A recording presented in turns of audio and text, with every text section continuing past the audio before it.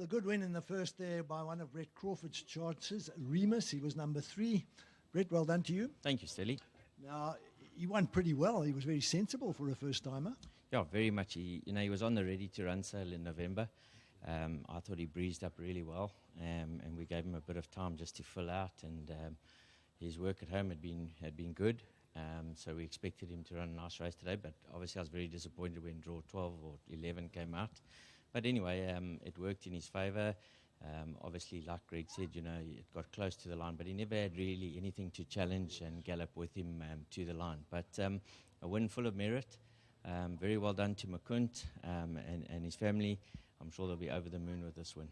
I thought he looked a pretty scopy sort, probably going to keep improving. Yeah, very much so. I think, like I say, he's been very professional from the day he came in the yard. So he's just that type of horse. He gets on with his business and doesn't fuss about anything else. Great start for you, Brett, but if you don't mind, I'll just touch on your other runners quickly. You've got an unraced one again in the second, Quarat. Yeah, she's also been doing very well at home. If she's not green, definitely a filly that would have an each-way chance. Obviously, a little bit of a wide draw to overcome again, draw 9. But her work's been good. And then later in the day, we got Flame Tree and Indiana. Both fillies are doing very well. I have a preference for Flame Tree. I think she's improved a lot. We gave her a little break after the fillies guineas, and she's come back really well.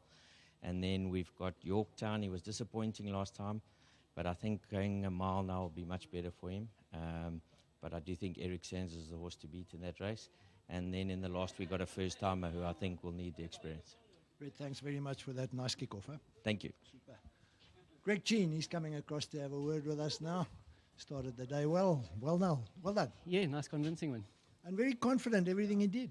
Yeah, absolutely. He's a pretty switched off horse back home, shows me quite a bit. But in saying that, he came here today, he went down to post a bit keener than I expected him to, which wasn't a bad thing. It's nice to see that he came to the races quite alert.